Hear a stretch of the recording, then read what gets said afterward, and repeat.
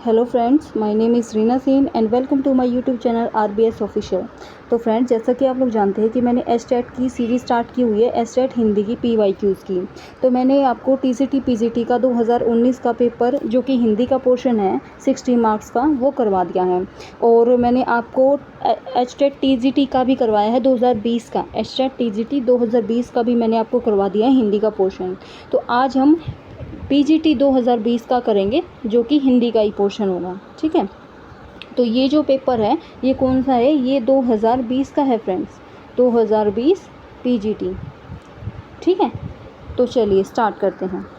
Question number 91। Question number 91 क्या कहता है कि निम्न में से गलत संधि विच्छेद क्या है। इनमें से हमें गलत संधि विच्छेद बताना है। फर्स्ट ऑप्शन है वार्ता प्लस आलाप, सेकंड है विवाद प्लस आस्पद, फिर है आच्छादन जो कि आ प्लस छादन, और निषिद्ध है नी प्लस सिद्ध। तो इनमें से आपको बताना है कि भाई कौन सा है। एक चीज़ और, जैसे मैं ये प्लस बोल रही हूँ ना, तो फ्रेंड्स इनको हिंदी में ना धन कहते हैं कि वार्ता धन आलाप, विवाद धन आस्पद, आ धन छादन, नी धन सिद्ध। लेकिन है ना, मेरी थोड़ी सी वो है कि भाई आदत बनी हुई है प्लस कहने की, तो इसलिए आप माइंड मत करना इस चीज़ को। ठीक है, तो चलिए अब हम इसका आंसर देखते हैं कि देखो, सबसे पहले मैं आपको बता दूं कि इनमें संधि कौन सी है इन चारों में। ठीक है, तो देखो वार्ता प्लस आलाप, एक तो है ना हमारा फर्स्ट क्वेश्चन यही है जो कि हमारा गलत हो जाएगा। गलत क्यों होगा, क्योंकि फ्रेंड्स जो वार्तालाप में है ना, वार्ता प्लस आलाप होता है आलाप। इन्होंने क्या लिखा है, इन्होंने एलाप लिखा है, यहाँ पे एलाप लिखा है, वार्ता प्लस क्या होता है आलाप। ठीक है, तो हमारा जो फर्स्ट है ना यही वाला जो हो जाएगा राइट आंसर हो जाएगा, क्योंकि इन्होंने गलत पूछा है तो ये गलत है। तो ठीक ऐसे होगा। ठीक है, वार्ता तो ठीक है, लेकिन आलाप जो है ना आलाप होगा, इन्होंने एलाप लिखा है। ठीक है, अब देखो बाकी संधियों को देखते हैं कि बाकी संधि कौन कौन सी हैं। तो फ्रेंड्स ये बिल्कुल ठीक है, विवादास्पद, विवाद प्लस आस्पद, ये कौन सी संधि होती है फ्रेंड्स, ये दीर्घ संधि है। ठीक है, दीर्घ स्वर संधि है। उसके बाद आच्छादन, आ प्लस छादन, आ प्लस छादन ये भी ठीक है, लेकिन ये कौन सी संधि है, ये हमारी व्यंजन संधि है। ठीक है, उसके बाद निषिद्ध, निषिद्ध क्या है, निषिद्ध नी प्लस सिद्ध, ये भी क्या कौन सी संधि है हमारी, ये भी हमारी दीर्घ संधि है। अब देखो जो विवाद प्लस आस्पद, देखो यहाँ से क्या निकला, ए निकलता है। ठीक है, साउंड आप साउंड को देखना, और यहाँ से आ है तो ए प्लस आ बन के जो क्या हो जाएगा, ये आ बन जाएगा।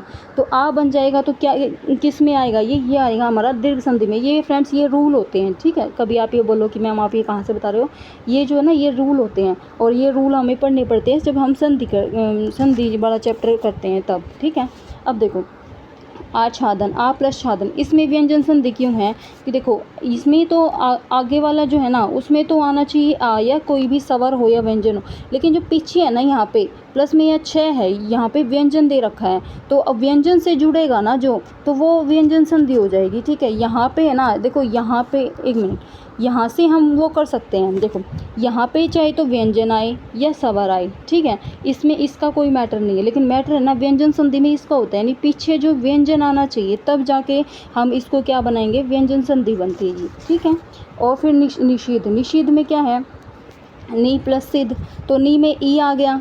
ठीक है, सॉरी ये छोटी ई आएगी।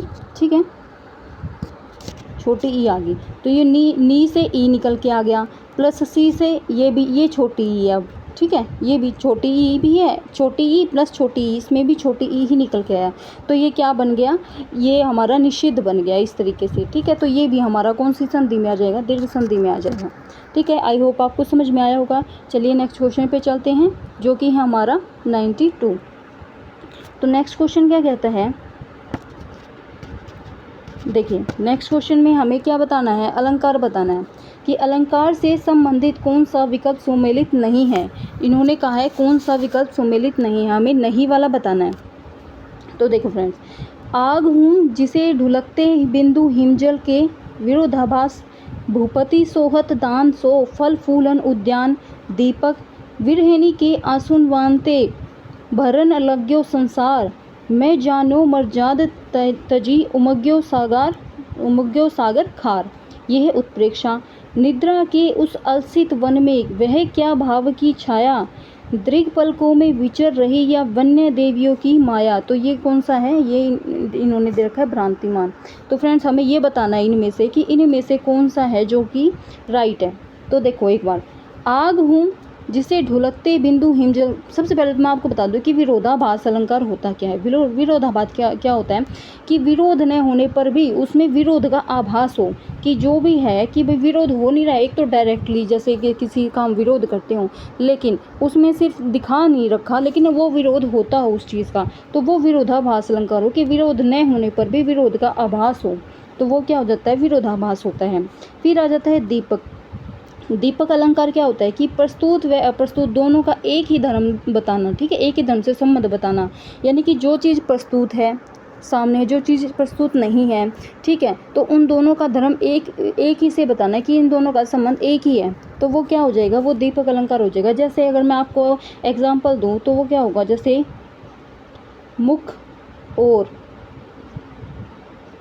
चंद्र शोभते हैं।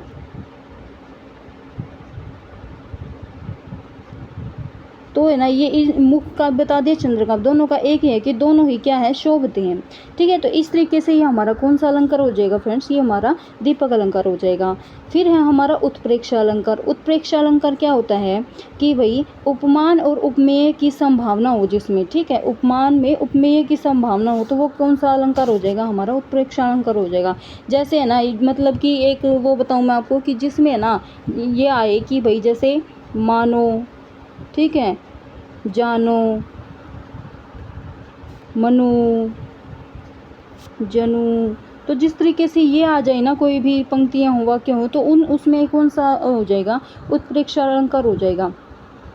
ठीक है, अब फिर आ जाता है हमारा भ्रांतिमान। भ्रांतिमान में क्या होता है फ्रेंड्स, भ्रांतिमान होता है कि भाई सादृश्य के कारण एक वस्तु को दूसरी वस्तु मान लेना।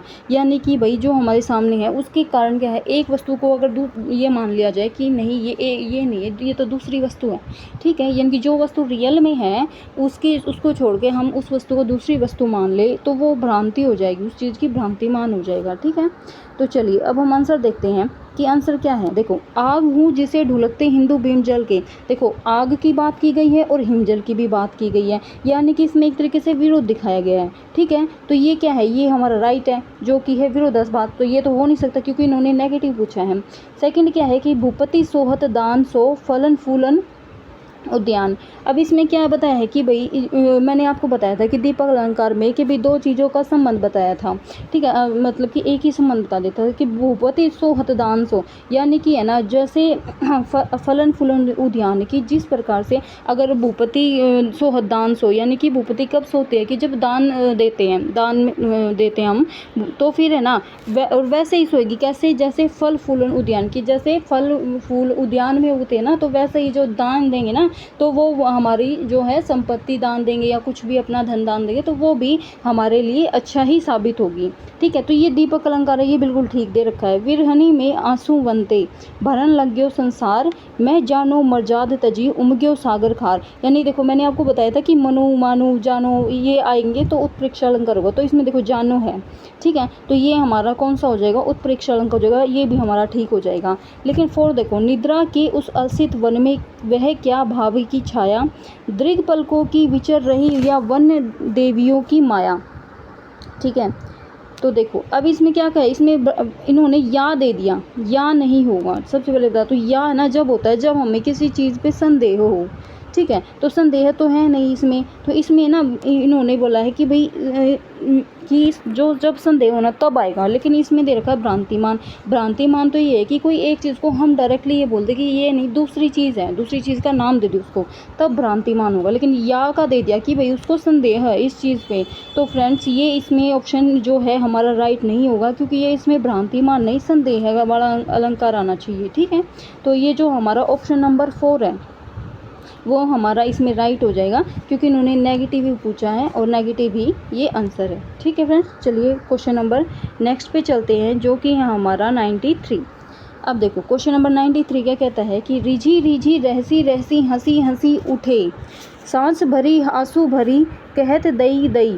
प्रस्तुत काव्य पंक्तियों में अनुप्रास अलंकार का कौन सा भेद है। देखो, ये तो इन्होंने बता दिया कि ये कौन सा अलंकार है, हमारा अनुप्रास अलंकार है, लेकिन तो अनुप्रास अलंकार के भी भेद होते हैं, तो उनमें से ये कौन सा अलंकार है। देखो, एक चीज़ मैं आपको बता दूं कि अंत्यानुप्रास जो होता है ना फ्रेंड्स, ये तो कोई भी अनुप्रास नहीं होता है, तो इसको आप पहले ही काट दो, ठीक है। जो अनुप्रास होते हैं ना उसके भी 3 ही भेद होते हैं, वृत्त्यानुप्रास, छेकानुप्रास, लाटानुप्रास, ठीक है। तो हमारा 1 जो है वो तो पहले ही कट जाएगा। अब देखो, 1 मिनट फ्रेंड्स, हाँ अब देखो, जो अंतानुप्रास है ये तो पहले ही गलत हो जाएगा।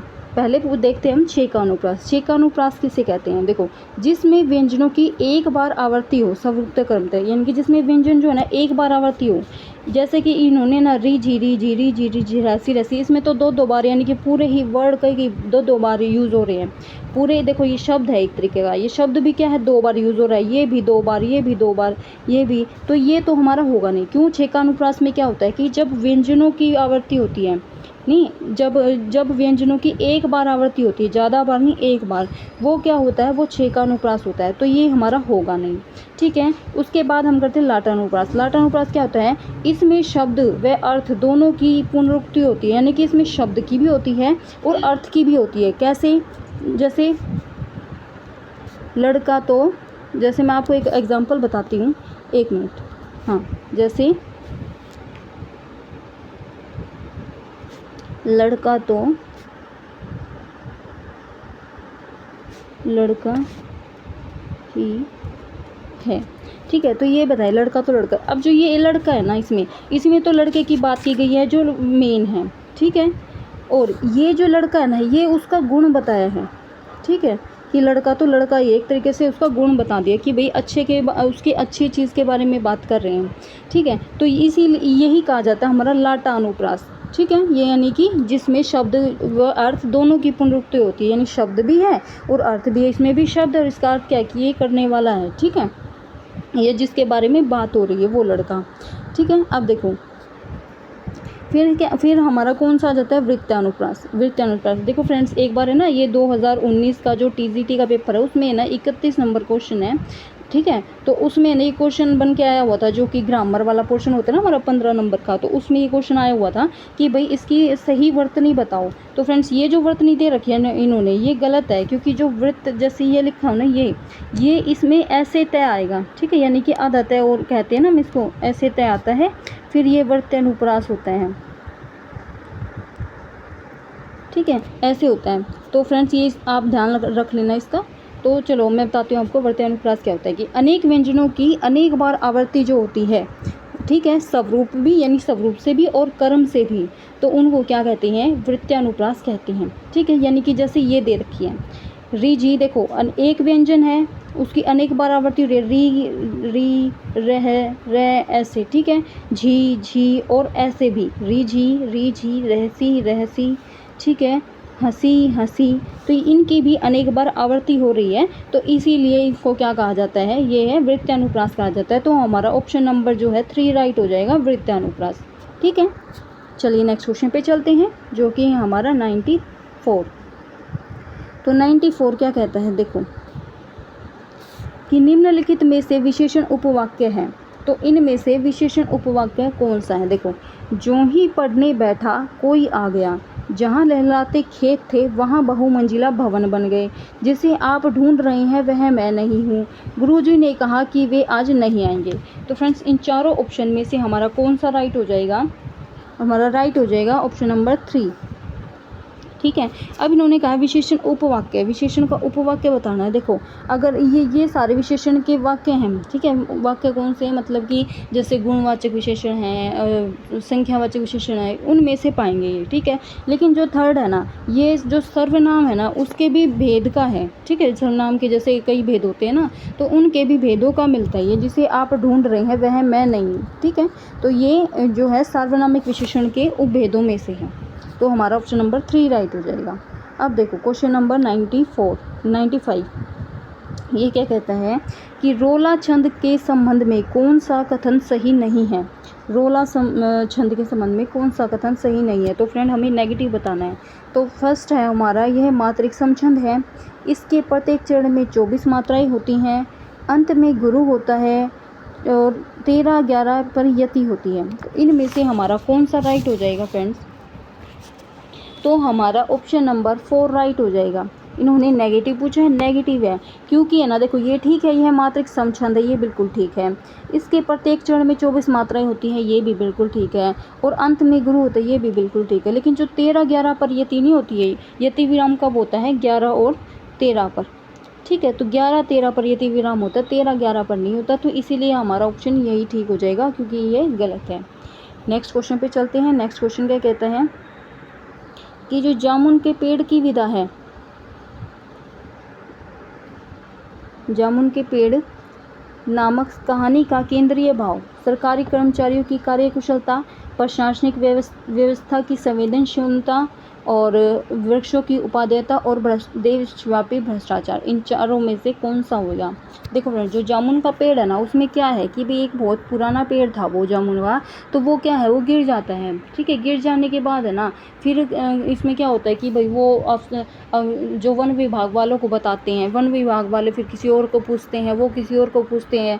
तो ऐसे है ना, ये चीज़ कर करके ना इस चैप्टर में क्या दिखाया गया है कि जो प्रशासनिक व्यवस्था ना बिल्कुल ही शून्य है, उनकी संवेदनशीलता बिल्कुल ही शून्य है, प्रशासनिक व्यवस्था जो उनकी है। ठीक है, कि भाई एक पेड़ गिर गया है, ये नहीं है कि भी उसको उठा लिया जाए, वन विभाग वालों को भेज दिया जाए, लेकिन वो रिपोर्ट कर रहे हैं कभी किसी को कभी किसी को। आप ये चैप्टर पढ़ोगे ना तब आपको समझ में आएगा। ठीक है, ये एनसीईआरटी का ही चैप्टर है। ठीक है, और ये आपके है ना जो टीजीटी मैंने 2019 का करवाया था, उसमें भी ये जामुन का पेड़ ही आया था। ठीक है, चैप्टर, तो आप इसको थोड़ा ध्यान से करिएगा। ठीक है फ्रेंड्स, तो चलिए नेक्स्ट क्वेश्चन पे चलते हैं, जो कि है हमारा कि 97 क्या कहता है कि किस विकल्प में क्रिया विशेषण प्रयुक्त नहीं है? ठीक है, तो इनमें से ये बताना है कि क्रिया विशेषण किस में से प्रयुक्त नहीं है। तो देखो, मैंने बहुत समझाया परंतु वह नहीं माना, मैं बैलगाड़ी से दिल्ली जा रहा हूँ, वह बिना बताए अचानक चला गया, यह पत्रिका प्रति माह छपती है। तो फ्रेंड्स, इसमें हमारा आंसर हो जाएगा ऑप्शन नंबर 2, जो कि है मैं बैलगाड़ी से दिल्ली जा रहा हूँ। ठीक है, नेक्स्ट क्वेश्चन पे चलते हैं, जो कि हमारा 98। तो ये क्या कहता है कि काव्य शोभाया कर्तारो धर्मा गुणा, काव्य गुण की यह परिभाषा प्रस्तुत करने वाले आचार्य हैं। तो इनमें से वामन है, मम्मट है, विश्वनाथ है या भरत मुनि है? तो इनमें से जो काव्य शोभाया कर्तारो धर्मा गुणा, इसकी परिभाषा किसने दी है? तो फ्रेंड्स, हमारा ऑप्शन नंबर राइट हो जाएगा, ऑप्शन नंबर 1, जो कि है वामन। तो इन्होंने ही क्या दी है, काव्य शोभाया कर्तारो धर्मा गुणा की परिभाषा दी है। चलिए नेक्स्ट क्वेश्चन पे चलते हैं। नेक्स्ट क्वेश्चन है हमारा 99। ये क्या कहता है कि भवानी प्रसाद मिश्र का कौन सा काव्य संग्रह साहित्य अकादमी से पुरस्कृत है? तो जो भवानी प्रसाद मिश्र जी हैं, उन्हें किस काव्य पे क्या मिला है? साहित्य अकादमी पुरस्कार मिला है। गीत फरोश पे, चकित है दुख, त्रिकाल संध्या या बुनी हुई रस्सी?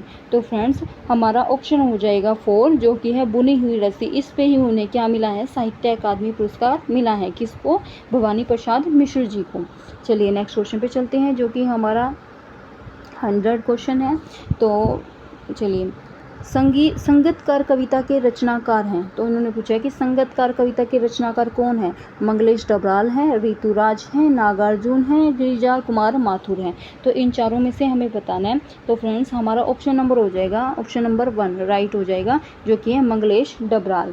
ये कौन है? ये संगतकार कविता के रचनाकार हैं। कौन है? मंगलेश डबराल। नेक्स्ट क्वेश्चन पे चलते हैं, जो कि हमारा क्वेश्चन नंबर 101।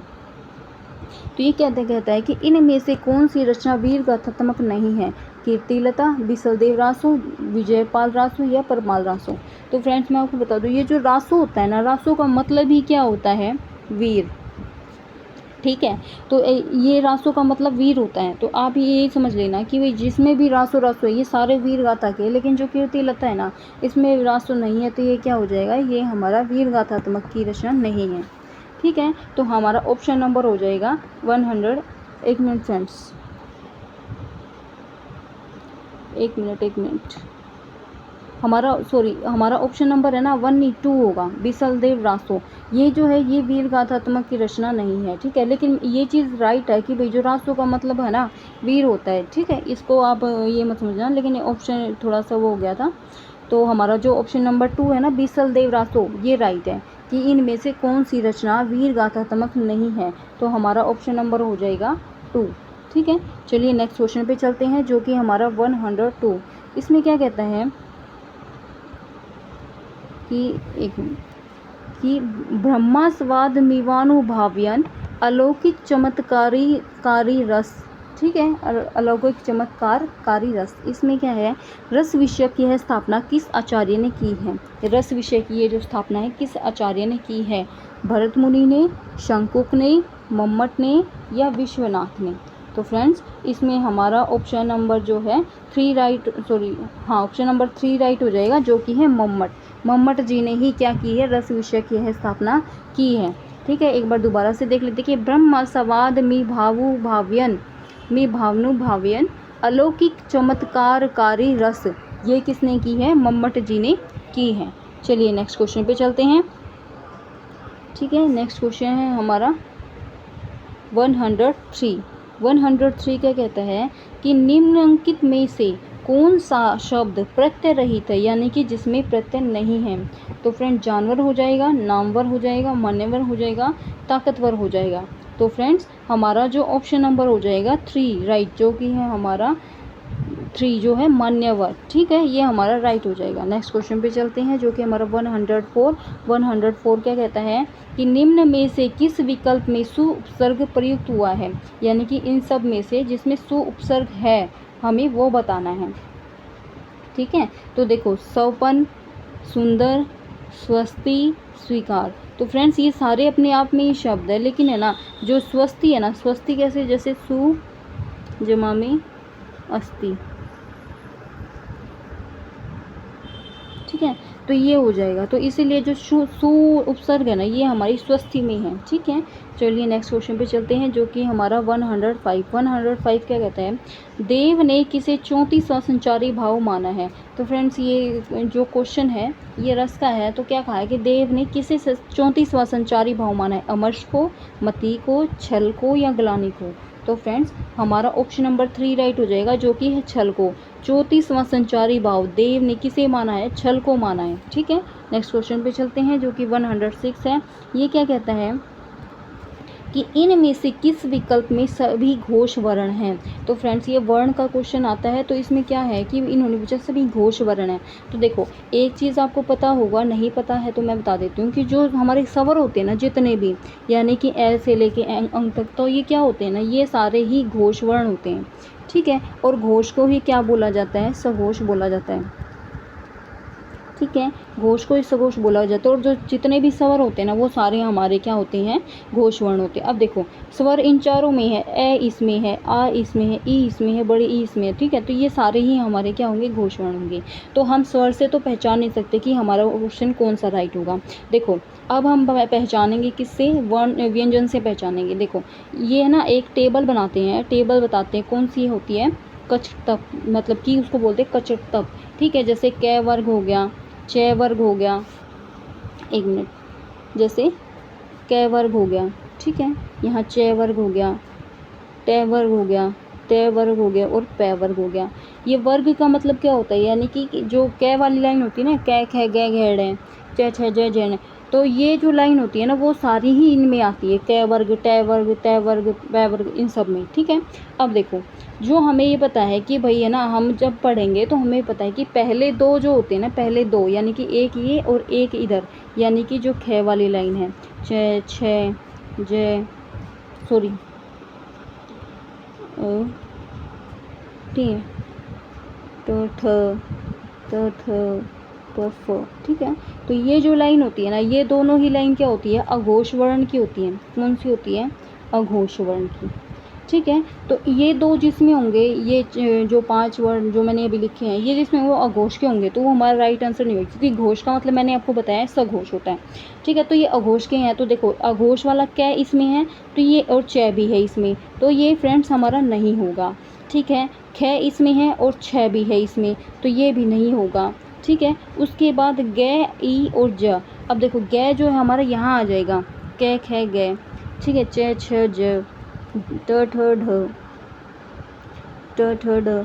ठीक है, तो इस तरीके से है ना, आप ये देखो, ये क्या नाम है, ये जो इधर आया हुआ है ये ट ठ ड ढ ण। ठीक है, ठीक है, फिर त थ द ध न, ये वाले जो होते हैं ना, ये वाले होते हैं हमारे सघोष, यानी कि अघोष, अघोष, अघोष होते हैं, अघोष होते हैं, सघोष, सघोष, और फिर पीछे 5 जो 3 होते हैं ना, ये सारे ही सघोष में आते हैं। ठीक है, अब देखो घ है और ट है, ट इसमें आया हुआ है तो ट अघोष होता है, तो ट वाला भी हमारा नहीं होगा। ठीक है, घ वाला भी नहीं होगा। ठीक है, लेकिन अब जो ये है ना, ये जो दोनों हैं, ये दोनों ही हमारे किस में आते हैं, ये दोनों ही हमारे इसमें आते हैं भाई, सघोष वाले में। और ई तो है ही सघोष, क्योंकि सारे वर्ण जो स्वर होते हैं वो सघोष होते हैं। ठीक है, तो हमारा ऑप्शन नंबर 3 है जो वो राइट हो जाएगा। ठीक है, तो ऐसे हमारा ऑप्शन नंबर 3 है राइट हो जाएगा। क्यों? क्योंकि जो ग है और ज है ये कौन से वर्ण है, ये सघोष में आते हैं, और ई स्वर में है तो ये होते ही हैं। ठीक है, तो इसीलिए जो हमारा ऑप्शन नंबर 3 राइट हो जाएगा, और बाकी हमारे जो हो जाएंगे ये राइट नहीं होंगे। चलिए नेक्स्ट क्वेश्चन पे चलते हैं, जो कि हमारा 107 क्या कहता है कि वैदर्भी रीति के संबंध में कौन सा कथन सही नहीं है। नेगेटिव बताना है फ्रेंड्स। यह काव्य की सर्वोत्तम रीति है, यह श्रृंगार करुण आदि रसों के लिए उपयुक्त होती है, इसमें सामासिक पदावली की प्रधानता होती है, यह माधुर्य गुण प्रधान रीति है। तो देखो हमारा ऑप्शन नंबर कौन सा राइट हो जाएगा फ्रेंड्स, ऑप्शन नंबर राइट हो जाएगा ऑप्शन नंबर 3, जो कि ये चीज़ नहीं है। ठीक है, वैदर्भी रीति में इसमें सामासिक पदावली की प्रधानता होती है, नहीं होती है फ्रेंड्स, तो ये हमारा गलत हो जाएगा, और यही गलत जो है हमारा राइट आंसर हो जाएगा। चलिए नेक्स्ट क्वेश्चन पे चलते हैं, जो कि हमारा 108 क्या कहता है कि निम्नांकित शब्दों पर ध्यान दीजिए, यानी कि इसमें से शुद्ध शब्द बताने, ये 4 जो हैं। ठीक है, जो शुद्ध हैं देखो, यौवन, धराशाही, चरागाह, आखिरी। तो फ्रेंड्स हमारी जो चारों ऑप्शन है ना, ये चारों ही राइट हो जाएंगे, तो हमारा ऑप्शन नंबर 4 जो है वो राइट हो जाएगा। ठीक है, क्योंकि ये चारों ही क्या है, शुद्ध हैं, इनमें से एक भी गलत नहीं है। चलिए नेक्स्ट क्वेश्चन पे चलते हैं 109 पे। ये क्या कहता है कि कलगान सुनी मुनि ध्यान त्यागही, काम कोकुल लाजही, मंजीर नूपुर कलंकित कंकन, ताल गति बर बाजही। उक्त पंक्तियों में कौन सा छंद है। तो फ्रेंड्स रोला जो छंद है वो तो मैंने आपको बताया था कि रोला छंद क्या होता है। ठीक है, क्योंकि वो पीछे था उसमें आपको बता दिया था कि कौन सा क्या होता है। अब हम करेंगे गीतिका छंद। गीतिका छंद में क्या होता है फ्रेंड्स, गीतिका छंद है, यह छंद एक मात्रिक छंद होता है। ये भी क्वेश्चन पूछ सकते हैं कौन सा मात्रिक, तो यह छंद एक मात्रिक छंद होता है। इसमें 4 चरण होते हैं। ठीक है फ्रेंड्स, और ये क्या होता है, अंत में इनका लघु और गुरु आवश्यक होता है। ठीक है, हरगीतिका में क्या होता है कि भाई यह एक सममात्रिक छंद होता है। ठीक है, और यह इसमें भी 4 चरण होते हैं, और प्रत्येक चरण में कितनी होती है फ्रेंड्स, 28 मात्राएं होती हैं।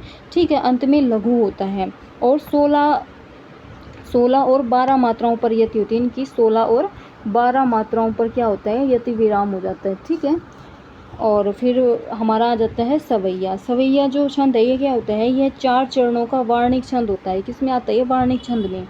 ठीक है, तो 4 चरणों का कौन सा छंद होता है, ये वार्णिक छंद होता है, और इसके प्रति चरण में कितने 22 और 26 वर्ण होते हैं।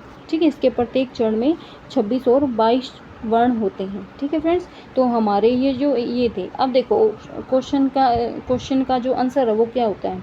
ठीक है, तो इसमें है ना हमारे जो ऑप्शन नंबर हो जाएगा 3 राइट हो जाएगा। 1 मिनट, 3 जो ऑप्शन नंबर है ना वो राइट हो जाएगा हमारा हरगीतिका, कि भाई कलगान सुनी मुनि ध्यान त्यागही, काम कोकिल लाजही, मंजीर नूपुर कलंकित कलित कंकन, ताल गति बर बाजही। तो इस जो पंक्तियां हैं इसमें हमारा छंद कौन सा हो जाएगा, हरगीतिका छंद हो जाएगा फ्रेंड्स। ठीक है, चलिए नेक्स्ट क्वेश्चन पे चलते हैं, जो कि है हमारा 110 क्या कहता है, देखो कि इनमें से किस लोकोक्ति मुहावरे का अर्थ उपयुक्त नहीं है। ठीक है, यानी कि जो सही नहीं है ये बताना है।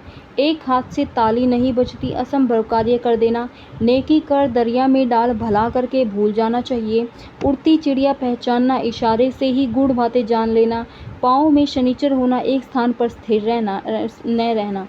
तो देखो फ्रेंड्स, जो नेकी कर दरिया में डाल ये क्या है, भला करके भूल जाना चाहिए, ये बिल्कुल ठीक है। उड़ती चिड़िया पहचानना, इशारे से ही गूढ़ बातें जान लेना, गूढ़ यानी कि मन की बातें जो हम बोलते नहीं हैं लेकिन इशारा करके अगर बताते हैं ना वो समझ जाते हैं, तो उसको ही कहा जाता है। तो ये भी बिल्कुल ठीक है। पाँव में शनिचर हो यानी कि एक स्थान पर स्थिर न रहना, ये भी बिल्कुल ठीक है। हमारा ऑप्शन नंबर जो 1 है ना वो राइट हो जाएगा, और यही हमारा गलत हो जाएगा। क्यों, क्योंकि देखो एक हाथ से ताली नहीं बजती। तो इसका मतलब क्या होता है कि भाई कोई भी व्यक्ति अकेला काम नहीं कर सकता, लेकिन इन्होंने क्या दिया है अर्थ में कि असंभव कार्य कर देना। ठीक है, तो ये बिल्कुल भी राइट नहीं है, तो ये हमारा ऑप्शन नंबर गलत हो जाएगा, और गलत ही इन्होंने पूछा है, तो ये हमारा आंसर 1 हो जाएगा, ऑप्शन नंबर। ठीक है, चलिए नेक्स्ट क्वेश्चन पे चलते हैं, जो कि है 111। 111 क्या कहता है कि देखो, इनमें से किस आचार्य ने शब्द शक्ति के स्थान पर शब्द व्यापार पद का प्रयोग किया है? इनमें से किस आचार्य ने शब्द शक्ति के स्थान पर शब्द व्यापार पद का प्रयोग किया है? देखो, वामन, मम्मट, दंडी, विश्वनाथ। तो फ्रेंड्स, हमारा ऑप्शन नंबर कौन सा राइट हो जाएगा? ऑप्शन नंबर 2 राइट हो जाएगा, जो कि है मम्मट। तो मम्मट जी ने क्या किया है? मम्मट आचार्य जी ने शब्द शक्ति के स्थान पर शब्द व्यापार पद का प्रयोग किया है। चलिए नेक्स्ट क्वेश्चन पे चलते हैं। नेक्स्ट क्वेश्चन हमारा 112। तो इसमें क्या है कि इनमें से किस वाक्य में सार्वनामिक विशेषण प्रयुक्त हुआ है? सार्वनामिक विशेषण बताना है फ्रेंड्स। देखो, की कलम, यह राम की कलम है, वह लड़का नहीं आया, किसी को बुलाकर सफाई करा लो, बच्चे के साथ कोई था। तो फ्रेंड्स, हमारा ऑप्शन नंबर 2 राइट हो जाएगा। 2 राइट कैसे होगा भाई कि वह लड़का नहीं आया। अब देखो, सार्वनामिक विशेषण है, यानी कि संज्ञा के स्थान पर आता है। ठीक है, संज्ञा के स्थान पर कौन सा आता है? विशेषण। अब संज्ञा के स्थान पर क्या आया? वह किसकी विशेषता बता रहा है? लड़के की, कि वह लड़का नहीं आया। ठीक है, तो ये सार्वनामिक विशेषण हो गया। यह राम की कलम है। अब देखो, एक तो चीज़ है ना कि भाई सर्वनाम में हम जो वस्तुएं होती हैं ना, तो उनका कम यूज़ करते हैं। देखो, वह लड़का नहीं आया, ये बिल्कुल राइट है। यह राम की कलम, अब यह है ना, यह कौन सा हो गया? बिल्कुल यही। तो ये निश्चित हो गया कि भाई, और निश्चित क्या हो गया? संख्यावाचक हो गया। यही कलम जो हम गिन सकते हैं। ठीक है, और यह राम की ही कलम है, तो ये निश्चित है। ठीक है, तो ये निश्चित संख्यावाचक हो गया, इसलिए फर्स्ट नहीं होगा। किसी को बुलाकर सफाई करा लो, इसमें भी कोई सार्वनामिक विशेषण नहीं है। ठीक है, क्योंकि इसमें को आ गया बीच में। अगर आता तो यहाँ पे किसी व्यक्ति या वस्तु का नाम आता, ठीक है, तब जाके ये होता कि हाँ भाई ये सार्वनामिक विशेषण है। बच्चे के साथ कोई था, तो ये भी कोई वाक्य नहीं बना, मतलब कि जो सार्वनामिक विशेषण का है। ठीक है, तो हमारा ऑप्शन नंबर कौन सा राइट हो जाएगा? ऑप्शन नंबर राइट हो जाएगा 2, कि वह लड़का नहीं आया, ये हमारा सार्वनामिक विशेषण है। चलिए नेक्स्ट क्वेश्चन पे चलते हैं, जो कि है 113। 113 क्वेश्चन क्या कहता है भाई कि काव्य दोष से संबंधित कौन सा विकल्प सुमेलित नहीं है? इसमें भी क्या बताना है? नहीं बताना है। तो देखो, ऑप्शन नंबर 1 क्या है कि अघ ओघ की बेड़ी कटी, जग जीवन जतीन की छूटी तटी, ये अप्रतीतव है। सीताजू रघुनाथ को अमल कमल की माल, पहराई जनु सबन की हृदयावली भोपाल, ये अक्रमतव है। बरबाजी के वार ने देहे रिझी दयाल, ये दुष्क्रमतव है। या अली पास पोढ़ी भले, मोही किन पोढ़न देती, ये श्रुति कटुतव है। तो फ्रेंड्स, हमारा जो इन चारों में से ऑप्शन हो जाएगा, वो ऑप्शन नंबर हो जाएगा 4।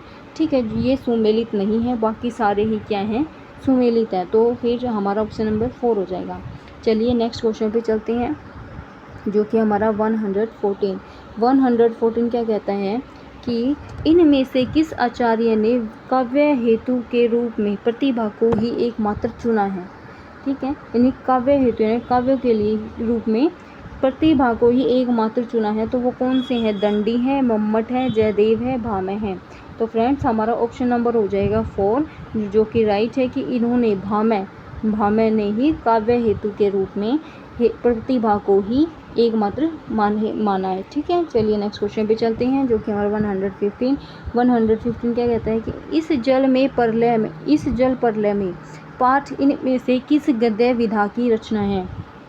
इस जल प्रलय में। तो फ्रेंड्स, आप एनसीईआरटी पढ़ी होगी, तो उसमें ये जो चैप्टर है, इसका आंसर हो जाएगा हमारा ऑप्शन नंबर 1, जो कि है रिपोर्टाज। ठीक है,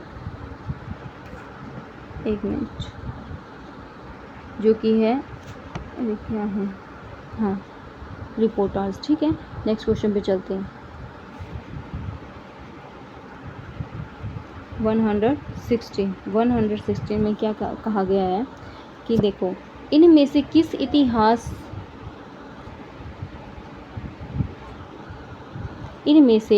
किस इतिहास लेखक ने हिंदी कवियों को कालक्रम के स्थान पर अंग्रेजी वर्णक्रम के अनुसार प्रस्तुत किया है? तो फ्रेंड्स देखो, कौन सा हो जाएगा? गारसा द तासी, शिव सिंह सेंगर, ग्रियसन या मिश्र बंधु? तो फ्रेंड्स हमारा ऑप्शन नंबर जो 1 राइट हो जाएगा, गारसा दा तासी। इन्होंने क्या है कि ये एक इतिहास लेखक हैं और इन्होंने हिंदी कवियों को कालक्रम के स्थान पर अंग्रेजी वर्णक्रम के अनुसार प्रस्तुत किया है। ठीक है, यानी कि जो हिंदी की कवि है ना, कि उनका जो समय था कि जिस समय में उन्होंने अपनी अपनी रचनाएं लिखी हैं, तो उस समय के स्थान पर ना रख के अंग्रेजी के वर्णक्रम के अनुसार प्रस्तुत किया है। तो किसने किया है? गारसा दा तासी ने। चलिए नेक्स्ट क्वेश्चन पे चलते हैं, जो कि हमारा 117। 117 क्या कहता है कि रचनाकार से संबंधित कौन सा विकल्प सुमेलित नहीं है? जो कि सुमेलित नहीं है हमें वो बताना है। माता का अंचल, जो कि शिव पूजन सहाय जी का है। मैं क्यों लिखता हूँ, अज्ञेय जी का है। अज्ञेय जी का पूरा नाम क्या है फ्रेंड्स? सच्चिदानंद हीरानंद वात्स्यायन अज्ञेय। ठीक है। एही ठैया झुलनी हिरानी हो रामा, ये किसका है? मधु कांकरिया का है। और जॉर्ज पंचम की नाक कमलेश्वर का है। तो फ्रेंड्स बताइए इनमें से कौन सा सुमेलित नहीं है? तो फ्रेंड्स हमारा जो ऑप्शन नंबर हो जाएगा, ऑप्शन नंबर 3 राइट हो जाएगा कि भाई एही ठैया झुलनी हिरानी हो रामा, ये मधु कांकरिया की नहीं है। ठीक है, तो चलिए नेक्स्ट क्वेश्चन पे चलते हैं, जो कि हमारा 118। 118 क्या कहता है कि इनमें से किस विकल्प में नाटक और नाटककार सुमेलित नहीं है? तो इन्होंने बताना है, नेगेटिव बताना है कि सुमेलित नहीं है। आधे अधूरे, मोहन राकेश, दुलारी बाई, लक्ष्मी नारायण दरिंदे, हमीदुल्ला और शुतुरमुर्ग, यह है ज्ञान देवी अग्निहोत्री। तो इनमें से कौन सा सुमेलित नहीं है? तो फ्रेंड्स आधे अधूरे जो है ये मोहन राकेश की है, बिल्कुल ठीक है। जो दरिंदे हैं ये हमीदुल्ला की, ये भी बिल्कुल ठीक है। शुतुरमुर्ग है ये ज्ञानदेव अग्निहोत्री की है, ये भी बिल्कुल ठीक है। लेकिन जो ऑप्शन नंबर फ्रेंड्स 2 है ना, 2 ये हमारा राइट आंसर हो जाएगा। क्यों? क्योंकि जो दुलारी बाई है ना, ये लक्ष्मी नारायण लाल जी की नहीं है। दुलारी बाई किसकी है? ये है मणि मधुकर की, ये मणि मधुकर जी की है। कौन सी? दुलारी बाई। ठीक है, चलिए नेक्स्ट क्वेश्चन पे चलते हैं, जो कि हमारा 119।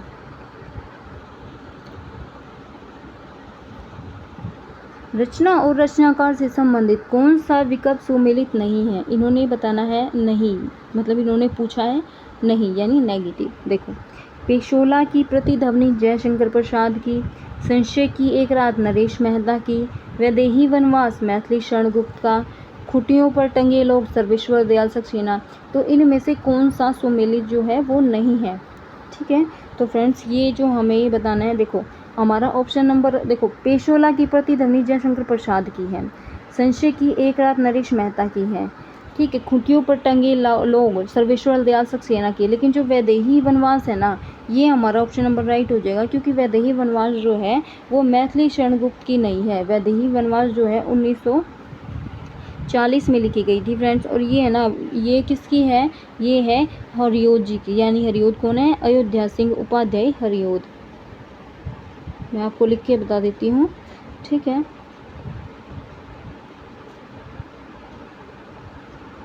अयोध्या सिंह उपाध्याय हरियोध। तो ये हरियोध जी की जो है, ये वैदेही वनवास जो कि 1940 में लिखी गई थी, ये किसकी है? वैदेही वनवास जो है ये अयोध्या सिंह उपाध्याय हरियोध जी की है। ठीक है, चलिए नेक्स्ट क्वेश्चन पे चलते हैं, जो कि हमारा 120। 120 क्या कहता है कि एक विप्लव के वीर चूस लिया है, उसका सार हाड़ मात्र ही है, आधार ए जीवन के पारावार। उक्त काव्य पंक्तियाँ निराला जी की किस कविता में संकलित है? तो ये जो पंक्तियाँ हैं ये किसकी है? सूर्यकांत त्रिपाठी निराला जी की हैं। और ये कौन सी पंक्तियों में है? कि बादल राग में, कुकुरमुत्ता में और भिक्षुक में, या जागो फिर एक बार। तो फ्रेंड्स हमारा ऑप्शन नंबर जो 100, क्वेश्चन नंबर 120 है, उसका आंसर हो जाएगा 1, जो कि हमारा बादल राग। तो ये जो है ये बादल राग से ही ली गई है, ये पंक्तियाँ, ये बादल राग कविता से ली गई हैं। चलिए नेक्स्ट क्वेश्चन पे चलते हैं, वो हमारा 121 क्या कहता है कि मैं हिंदी का जिक्र नहीं कर रहा जिसकी अपनी लिपि है। जिसमें अरबी फ़ारसी शब्दों का प्रयोग नहीं होता और मुसलमानी आक्रमण से पहले जो भारतवर्ष के समस्त उत्तर पश्चिम प्रांत की भाषा थी। यह कथन किसका है? तो फ्रेंड्स यह कथन देखो 4 दे रखे ऑप्शन हमें, गिलक्राइस्ट, विलियम प्राइस, ग्रियर्सन या कैप्टन टेलर।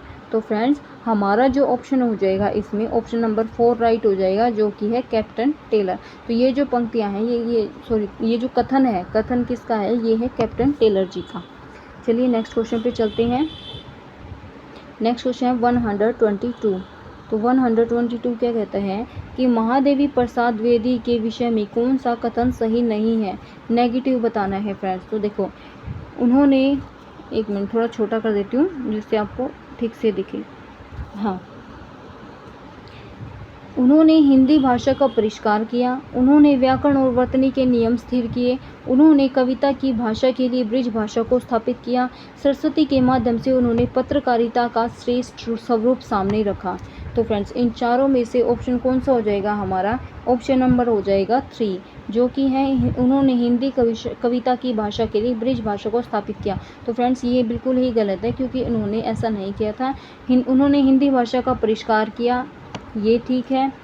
उन्होंने जो है व्याकरण और वर्तनी के नियम स्थिर किए, ये भी ठीक है। और सरस्वती के माध्यम से उन्होंने पत्रकारिता का श्रेष्ठ स्वरूप सामने रखा, ये भी बिल्कुल ठीक है। तो हमारा ऑप्शन नंबर जो राइट हो जाएगा 3 हो जाएगा, जो कि गलत है। उन्होंने ब्रिज भाषा को जो है स्थापित नहीं किया। ठीक है, नेक्स्ट क्वेश्चन पे चलते हैं, जो कि है 123। वे मुतमईन है कि पत्थर पिघल नहीं सकता, मैं बेकरार हूँ कि आवाज़ में असर के लिए। इस शेर में वे शब्द किस लिए प्रयुक्त करते हैं? यानी कि ये जो वे शब्द है ना, वे ये किसके लिए प्रयुक्त करते हैं? ठीक है, कि वे मुतमईन है कि पत्थर पिघल नहीं सकता, मैं बेकरार हूँ कि आवाज़ में असर के लिए। देखो सत्नारियों के लिए, सत्ताधारियों के लिए, शोषित पीड़ितों के लिए, साहित्यकारों के लिए या क्रांतिकारियों के लिए।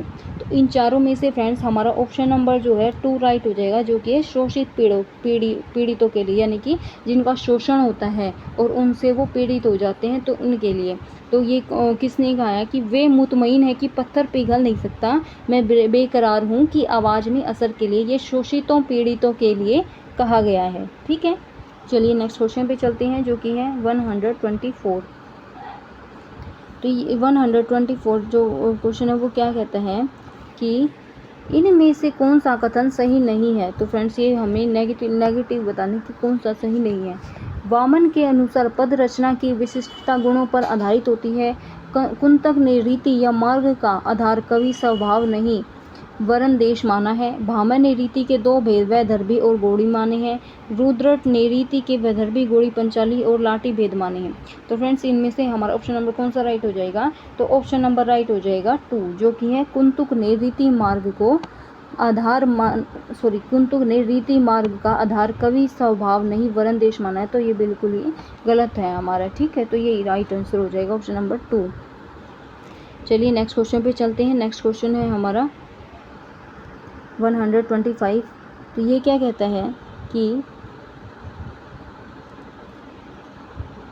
इनमें से कौन सा कथन सही नहीं है? इसमें भी क्या बताना है? नेगेटिव बताना है। अधिसूचना को राजपत्र में प्रकाशित किया जाता है। अधीनस्थ कार्यालयों को आदेशों अनुदेशों की सूचना विज्ञप्ति द्वारा दी जाती है। पूर्व प्रेषित पत्र के संबंध में ध्यान आकर्षित करने वाला पत्र अनुस्मारक कहलाता है।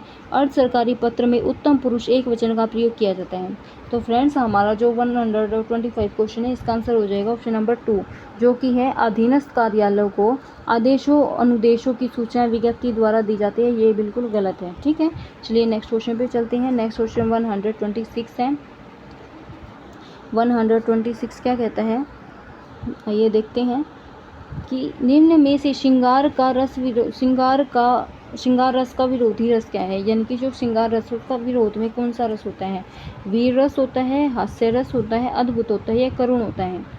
तो फ्रेंड्स हमारा ऑप्शन नंबर जो है 4 राइट हो जाएगा, जो कि है करुण रस। ठीक है, तो 4 राइट हो जाएगा। और फ्रेंड्स ये जो आंसर की है ना, मैं आपको बता रही हूँ, ये ऑफिशियल आंसर की है जो एस्टेट वालों ने दी थी। ठीक है, चलिए नेक्स्ट क्वेश्चन पे चलते हैं।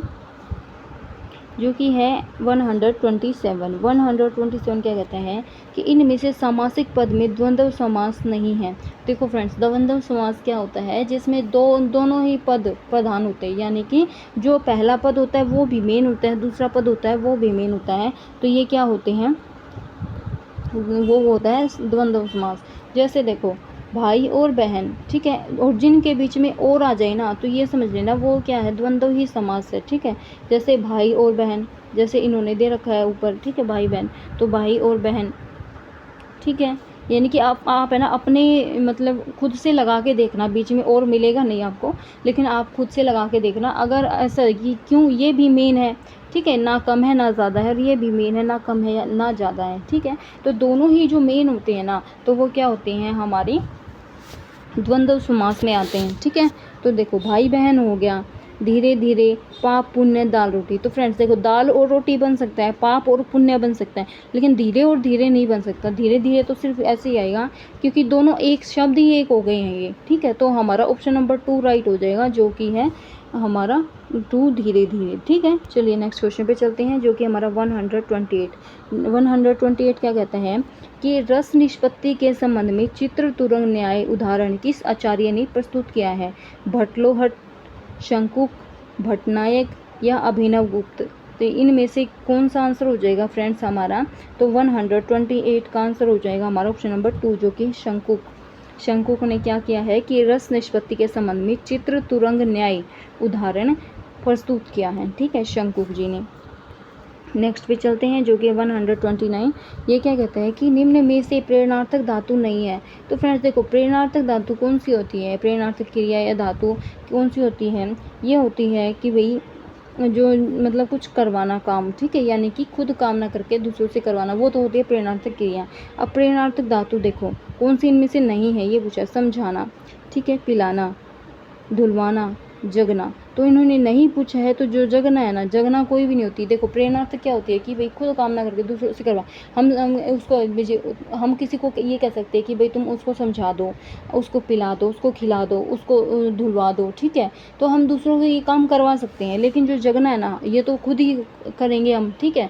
तो जगना हम खुद ही करेंगे, तो इसीलिए हमारा ऑप्शन नंबर 4 राइट हो जाए, क्योंकि इन्होंने नेगेटिव पूछा है। और एक चीज़ और फ्रेंड्स, मैंने जितने भी पेपर देखे हैं अभी तक जो एस्टेट में आते हैं ना, सारे ही नेगेटिव क्वेश्चन बहुत ज़्यादा पूछे जाते हैं। यानी कि आप इस चीज़ में ना डाउट मत रखना कि भाई कहीं ये आंसर हो, तो ये चीज़ ज़रूर देखना कि भाई नेगेटिव है या नहीं है, ठीक है। और बहुत ज़्यादा नेगेटिव आते ही हैं एस्टेट में, ठीक है, तो इस चीज़ को लेके चलना। चलिए क्वेश्चन नंबर हम 130 पे चलते हैं।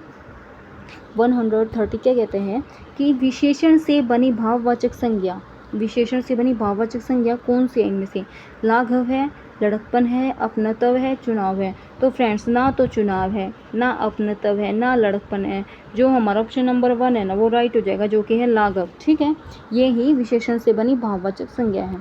चलिए नेक्स्ट क्वेश्चन पे चलते हैं। नेक्स्ट क्वेश्चन क्या कहते हैं कि सिल्वर वेडिंग कहानी का प्रधान पात्र कौन सा है। एक कहानी है सिल्वर वेडिंग, तो इनका जो प्रधान पात्र कौन सा है, जो कि मेन होता है ना, वो कौन है, किशनदा, यशोधर बाबू, गिरीश या भूषण। तो फ्रेंड्स हमारा ऑप्शन नंबर 2 राइट हो जाएगा, जो कि है यशोधर बाबू। तो ये हमारा राइट हो जाएगा। नेक्स्ट क्वेश्चन पे चलते हैं, जो कि है तुलसी कृत रामाज्ञा प्रश्न का वर्ण विषय क्या है। तो फ्रेंड्स राम की आज्ञाओं का चित्रण है, शुभाशुभ फल का विचार है, आदर्श जीवन चित्रण है, अशुभ कर्मों का चित्रण है। तो फ्रेंड्स हमारा ऑप्शन नंबर 2 हो जाएगा, शुभाशुभ फल का विचार करना, ठीक है। ये शुभाशुभ मीन्स शुभ और अशुभ फल का विचार करना, ये तुलसीकृत रामाज्ञा प्रश्न का वर्ण विषय है, ठीक है। चलिए नेक्स्ट क्वेश्चन पे चलते हैं। 133 ये क्या कहते हैं कि भक्तिकालीन कृष्ण काव्य के संबंध में कौन सा कथन सही नहीं है, नेगेटिव बताना है। यह अधिकतर मुक्त रूप में रचा गया है, इसके सर्वाधिक प्रिय विषय बाल लीलाएं और प्रेम लीलाएं हैं, अधिकांश कृष्ण काव्य गीत पदों में रचित है, इसमें लोक मर्यादा को विशेष महत्व दिया गया है। तो इन चारों में से कौन सा हो जाएगा फ्रेंड, जो कि सही नहीं है, नेगेटिव बताना है। तो हमारा ऑप्शन नंबर 4 राइट हो जाएगा कि भाई इसमें लोक मर्यादा को विशेष महत्व दिया गया। ऐसा कुछ भी नहीं है कि भाई इसमें कोई मर्यादा रखी गई हो, लोक मर्यादा, ठीक है। तो फ्रेंड हमारा आंसर हो जाएगा ऑप्शन नंबर 4। चलिए नेक्स्ट क्वेश्चन पे चलते हैं, जो कि है 134। तो नेक्स्ट ये क्या कहते हैं कि व्यंजना शब्द शक्ति के संबंध में इनमें से कौन सा कथन सही नहीं है। ठीक है, व्यंजना शब्द शक्ति यानी कि जो मैंने आपको बताया शब्द शक्ति, व्यंजना, अभिधा, ठीक है, तो ये शब्द शक्ति है, उसमें से क्वेश्चन आया हुआ, तो नहीं बताना है जो नेगेटिव है। तो व्यंजना शब्द पर आधारित न होकर केवल अर्थ पर आधारित होती है। व्यंजना शक्ति द्वारा एक से अधिक अर्थों की व्यंजना कराई जा सकती है। यह अभिधा या लक्षणा द्वारा अप्रकाशित अर्थ को प्रकाशित कर देती है। व्यंजना द्वारा प्रकाशित अर्थ को प्रतीयमानार्थ भी कहते हैं। तो फ्रेंड्स हमारा ऑप्शन नंबर कौन सा राइट हो जाएगा? ऑप्शन नंबर राइट हो जाएगा 1, जो कि है हमारा व्यंजना शब्द शक्ति पर आधारित न होकर केवल अर्थ पर आधारित होती है। तो ये हमारा ऑप्शन नंबर जो 1 है गलत हो जाएगा और गलत ही हमारा राइट हो जाएगा। बाकी जो ये 3 है, व्यंजना शक्ति द्वारा एक से अधिक अर्थों की व्यंजना कराई जा सकती है, बिल्कुल राइट है। यह अभिधा या लक्षणा द्वारा अप्रकाशित अर्थ को प्रकाश देती है, यानी कि जिस पे प्रकाश नहीं होता उस पर भी प्रकाश दे देती है, ऐसा अर्थ बना देती है। ठीक है, व्यंजना द्वारा प्रकाशित अर्थ को प्रतीयमानार्थ भी कहते हैं। तो ये भी क्या हो जाएगा? राइट हो जाएगा। तो हमारा ऑप्शन नंबर 1 जो है ठीक हो जाएगा, जो कि गलत है। ठीक है, नेक्स्ट क्वेश्चन पे चलते हैं, जो कि हमारा 135। ये क्या कहते हैं कि इनमें से कौन सा वाक्य शुद्ध है? जो शुद्ध है वो बताना है। प्रत्येक बच्चे को 4-4 पुस्तकें दे दो। ठीक है, मुझे आपसे व्याकरण सीखना है। महात्मा गांधी का देश सदा कृतज्ञ रहेगा। अभी 8 बजने को 20 मिनट है। तो देखो फ्रेंड्स, इनमें से शुद्ध बताना है। ये नॉर्मल सी बात है, हम आसानी से भी बता सकते हैं कि देखो अभी 8 बजने को 20 मिनट है। ठीक है, 8 बजने को नहीं, हम कह सकते हैं 8 बजने में 20 मिनट हैं। ठीक है, तो ये हमारा इसलिए गलत हो जाएगा। महात्मा गांधी का देश सदा कृतज्ञ रहेगा, कि भाई सिर्फ महात्मा गांधी का देश है, और भी तो बड़े बड़े वीर रह चुके हैं हमारे देश में, तो इसलिए भी गलत हो जाएगा। कृतज्ञ क्या होता है फ्रेंड? जो उपकार को मानता हो, ठीक है, उनको कृतज्ञ कहते हैं। ठीक है, मुझे आपसे व्याकरण सीखना है, तो ये बिल्कुल ही राइट हो जाएगा कि मुझे आपसे व्याकरण सीखना है, ये हमारा शुद्ध वाक्य है। प्रत्येक बच्चे को 4-4 पुस्तकें दे दो, तो प्रत्येक बच्चे को 4-4 पुस्तकें क्यों देनी है भाई हर बच्चे को? ठीक है, या ये कह सकते हैं हम कि प्रत्येक बच्चे को 4 पुस्तकें दे दो। ठीक है, तो इसलिए हमारा ऑप्शन नंबर 2 जो है वो राइट हो जाएगा। चलिए नेक्स्ट क्वेश्चन पे चलते हैं। नेक्स्ट क्वेश्चन हमारा 136 से कहते हैं इनमें से कौन सा शब्द समुच्चय बोधक अव्यय नहीं है? जो कि नहीं है। समुच्चय बोधक अव्यय क्या होता है फ्रेंड्स? एक तरीके से यानी कंजक्शन का काम करता है। ठीक है, यानी कि 2 वाक्यों को जोड़ने का काम कौन सा करता है? ये करता है हमारा समुच्चय बोधक अव्यय। अब देखो जो बीच में इन्होंने वर्ड दे रखे कि कौन सा नहीं है, नहीं बताना है। देखो हम 2 वाक्यों को किस किस से जोड़ सकते हैं? अर्थात से भी जोड़ सकते हैं, मगर से भी जोड़ सकते हैं, यद्यपि से भी जोड़ सकते हैं, लेकिन जो एकाएक का ना, इससे हम जो 2 वाक्यों को नहीं जोड़ सकते कभी भी। ठीक है, तो हमारा ऑप्शन नंबर जो है 1 है वो राइट हो जाएगा, क्योंकि इन्होंने नेगेटिव पूछा है। ठीक है, चलिए हम अपने नेक्स्ट क्वेश्चन पे चलते हैं। 137 इसमें क्या कहता है कि प्रेमचंद के फटे जूते नामक निबंध में व्यंग्य विषय है, यानी कि जिसपे व्यंग्य कर रखा है, वो टॉपिक कौन सा है? वेशभूषा के प्रति लोगों की उदासीनता, खान पान में शुद्धता का अभाव, पुरातन रीति रिवाज, दिखावे की प्रवृत्ति व अवसरवादिता। तो इन चारों में से कौन सा हो जाएगा फ्रेंड्स? हमारा ऑप्शन नंबर 4 हो जाएगा, जो कि है दिखावे की प्रवृत्ति, अवसरवादिता। ठीक है, तो ये व्यंग्य विषय है। ठीक है, नेक्स्ट क्वेश्चन पे चलते हैं, जो कि है 138 क्या कहता है कि कोटिक एक कल धोत के धाम करील के कुंजन ऊपर वारों। इस काव्य पंक्ति में कल धोत के धाम से क्या तात्पर्य है? विशाल अट्टालिकाएं, सोने चांदी के आवास स्थल, पवित्र तीर्थ स्थल या सुसज्जित भवन। तो फ्रेंड्स हमारा ऑप्शन नंबर 2 राइट हो जाए, जो कि सोने चांदी के आवास स्थल को ही कल धोत के धाम कहा गया है। चलिए नेक्स्ट क्वेश्चन पे चलते हैं। 139 क्या कहता है कि इहाँ कुम्हड़बतिया को नाही, जे तरजनी देखी मरी जाही। यानी रामचरितमानस की इस पंक्ति में कुम्हड़बतिया से क्या आशय है? अशक्त और निर्बल व्यक्ति, साधनहीन व्यक्ति, रुग्ण व्यक्ति या अपराधी व्यक्ति। तो रुग्ण क्या होता है फ्रेंड? जो कि मतलब कि रोग से ग्रस्त होता है ना, वो व्यक्ति। ठीक है, अब देखो इनमें से कौन सा आंसर हो जाएगा फ्रेंड्स? हमारा ऑप्शन नंबर हो जाएगा 1, जो कि है अशक्त और निर्बल व्यक्ति। हमारा ऑप्शन नंबर 1 राइट हो जाएगा। चलिए नेक्स्ट क्वेश्चन पे चलते हैं, जो कि हमारा 130। देखो 40 क्या कहता है कि दिए गए कूट की सहायता से निम्नांकित उपन्यासों और उपन्यासकारों को सुमेलित कीजिए। यानी कि हमें बताना है कि कौन सा किसका है, मैच करना है मतलब एक तरीके से। तो देखो, जो चितकोबरा है, सूरजमुखी अंधेरे के, अनदेखे अनजाने पुल, जुलूस। ठीक है, तो देखो फर्स्ट है हमारा चितकोबरा। चितकोबरा जो है फ्रेंड्स ये हमारा मृदुल गर्ग का है। ठीक है, मृदुला गर्ग का है। फिर है हमारा बी जो कि है सूरजमुखी अंधेरे के। तो सूरजमुखी अंधेरे के हमारे किससे हो जाएगा, ये हमारा कृष्णा सोबती जी का है। ठीक है, और उपन्यास है जो ये सूरजमुखी अंधेरे के कृष्णा सोबती जी का है। चितकोबरा मृदुला गर्ग का है। अनदेखे अनजाने पुल ये जो है हमारा, ये हमारा हो जाएगा अनदेखे अनजाने पुल राजेंद्र यादव जी का। किसका हो जाएगा, राजेंद्र यादव जी का। और जुलूस जो है ये हमारा हो जाएगा फणीश्वर नाथ रेणु का। तो फ्रेंड्स देखिए हमारा ए का कौन सा है, 2। तो ए का 2 किस में है, ए का 2 फ्रेंड्स एक में ही है जो कि हमारा 4th राइट हो जाएगा। ठीक है, बाकी आप आगे मिला सकते हैं। ए का 2 हो गया। बे का कौन सा है, 4 है, बे का 4 है इसमें। और जो से का 1 है, से का 1 भी है। और भाई दे का कौन सा है, दे का 3 है, दे का 3 भी है। ठीक है, तो फिर हमारा ऑप्शन नंबर 4 राइट हो जाएगा। चलिए नेक्स्ट क्वेश्चन पे चलते हैं जो कि हमारा 141 क्या कहता है कि खड़ी बोली को जनपादे हिंदुस्तानी कहने वाले भाषा वैज्ञानिक कौन थे। ठीक है, तो वो ग्रियर्सन है, गिलक्राइस्ट है, सुनीति कुमार चटर्जी हैं, धीरेन्द्र वर्मा है। तो फ्रेंड्स हमारा ऑप्शन नंबर हो जाएगा 3 जो कि है सुनीति कुमार चटर्जी। ये हैं कौन है, ये इन्होंने खड़ी बोली को जनपदीय हिंदुस्तानी कहा है। ठीक है, चलिए नेक्स्ट क्वेश्चन पे चलते हैं जो कि हमारा 142। तो ये क्या कहता है कि राजस्थान की रजत बूंदे के रचनाकार हैं। राजस्थान की रजत बूंदे के रचनाकार कौन है, बेबी हालदार है, विष्णु खरे हैं, अनुपम मिश्र है, कुमार गंधर्व है। तो फ्रेंड्स हमारा ऑप्शन नंबर जो है 3 राइट हो जाएगा। अनुपम मिश्र जो है वो राजस्थान की रजत बूंदों के रचनाकार हैं। चलिए नेक्स्ट क्वेश्चन करते हैं जो कि है 143।